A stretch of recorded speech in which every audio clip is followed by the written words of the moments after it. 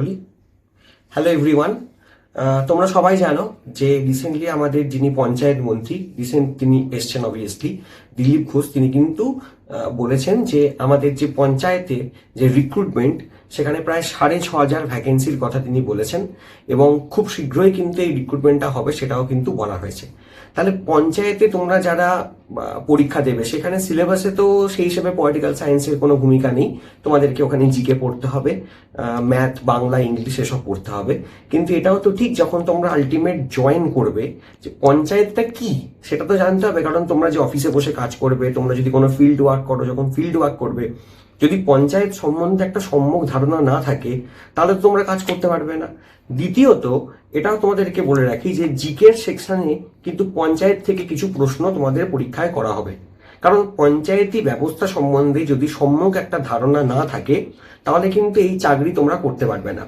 যেমন একজন বিডিওকে ব্লক সম্বন্ধে জানতে হয়, যেমন একজন ডিএমকে জেলার সম্বন্ধে জানতে হয়, তেমন একজন পঞ্চায়েতের আধিকারিককে পঞ্চায়েত সম্বন্ধেও কিন্তু জানা যথেষ্ট প্রয়োজন। তাই তোমরা যখন পঞ্চায়েতের চাকরিটা করবে পঞ্চায়েত সম্বন্ধে একটা সম্যক ধারণা তোমাদের থাকা দরকার।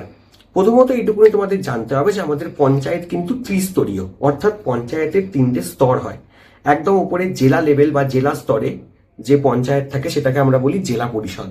তারপর ব্লক স্তরে থাকে হলো পঞ্চায়েত সমিতি, এবং সবচেয়ে নিচে অর্থাৎ গ্রাম পঞ্চায়েত, অর্থাৎ জেলা পরিষদ, তারপর হলো পঞ্চায়েত সমিতি এবং তারপর গ্রাম পঞ্চায়েত। এই যে 3টে স্তর থাকছে এটাকে আমরা বলি ত্রিস্তরীয় গ্রাম পঞ্চায়েতি ব্যবস্থা, যেটা আমাদের দেশে মেনলি ইমপ্লিমেন্ট হয়েছে 24 এপ্রিল 1993, অর্থাৎ 24 এপ্রিল 1993 এই সিস্টেমটা আমাদের গোটা দেশে চালু হয়েছে। তাই জন্য 24 এপ্রিলকে আমরা ন্যাশনাল পঞ্চায়েতি রাজ ডে বলে থাকি। কিন্তু দিনটা 24 এপ্রিল 1993 হলেও পঞ্চায়েতের যে আইন, অর্থাৎ আমাদের দেশে যে পঞ্চায়েত ব্যবস্থা শুরু হয়েছে সেটা শুরু হয়েছে যে অ্যামেন্ডমেন্টের মাধ্যমে, সেটা হলো 73rd কনস্টিটিউশন অ্যামেন্ডমেন্ট অ্যাক্ট, 73তম সংবিধান সংশোধনী আইন, যেটা পাশ হয় 1992 সালে। এবং সেই সময় ভারতবর্ষের প্রধানমন্ত্রী ছিলেন পিভি নরসিমহা রাও, তার সময় কিন্তু এটা হয়। এর আগে রাজীব গান্ধীও উদ্যোগ নিয়েছিলেন, কিন্তু সেই সময় যে সংবিধান সংশোধনী বিলটা আসে সেটা লোকসভাতে পাশ করলেও রাজ্যসভায় আটকে যায়। তাই রাজীব গান্ধীর সময় পঞ্চায়েতি ব্যবস্থাকে সাংবিধানিক স্বীকৃতি আমরা দিতে পারিনি, সেটা হয়েছে পিভি নরসিমহা রাওয়ের সময় 1992 সালে। এবং অবশ্যই আইনটা তোমরা মনে রাখবে 73rd কনস্টিটিউশন অ্যামেন্ডমেন্ট অ্যাক্ট। কিন্তু তার মানে এটা নয় যে আমাদের গোটা ইন্ডিয়াতে 93 সাল থেকেই পঞ্চায়েতি ব্যবস্থা হয়েছে। পঞ্চায়েতি ব্যবস্থা কিন্তু অনেক আগে থেকে আমাদের দেশে ছিল।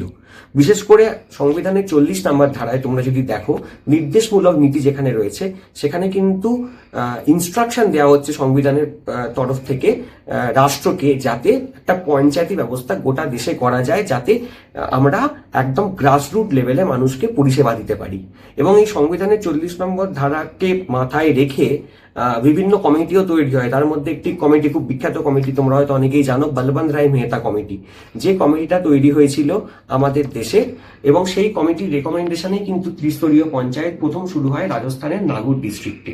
তো তারপর রাজস্থান থেকে শুরু করে একে একে অনেক রাজ্যেই কিন্তু এই পঞ্চায়েতি ব্যবস্থা তৈরি হয়, যদিও তখন কোথাও দ্বিস্তরীয় কোথাও ত্রিস্তরীয় এরকম ছিল। যেমন আমাদের পশ্চিমবঙ্গতে 4 স্তরীয় পঞ্চায়েত ছিল, কিন্তু তারপর পুরো সিস্টেমটাকে একটা সিঙ্গেল 3স্তরীয় যে পঞ্চায়েত সিস্টেম সেটাতে নিয়ে আসা হয় যখন 92 সালে 73তম সংবিধান সংশোধনী পাশ হয়। তো আমাদের এটাই বলার যে তোমরা যখন পঞ্চায়েতের পরীক্ষা দিতে যাবে তখন কিন্তু পঞ্চায়েত সম্বন্ধে একটা সম্যক জ্ঞান তোমাদেরকে নিয়ে যেতে হবে। এবং তার সাথে আমিও তোমাদেরকে রিকোয়েস্ট করব যে তোমরা যদি আমাদের ক্লাস করতে চাও তাহলে সেই ক্লাসের জন্য আমাদের যে ইউটিউব চ্যানেল সেটা তোমরা একটু সাবস্ক্রাইব করো। সেখানে আমি নিজেও তোমাদের পঞ্চায়েতের উপরে কিছু ক্লাস নেব, এবং বেসিক যেটুকুনি অন্তত ধারণা তোমাদের থাকা উচিত, আমি এইটুকুনি অ্যাসিওর করতে পারি সেটা ডেফিনেটলি পলিটিক্যাল সায়েন্সের ক্লাস হবে না, কিন্তু যেটুকুনি ধারণা তোমাদের থাকা উচিত সেইটুকুনি ধারণা আমি তোমাদেরকে দেওয়ার চেষ্টা করব।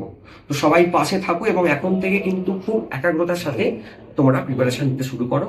তোমাদের সবাই খুব ভালো হোক, অল দ্য বেস্ট।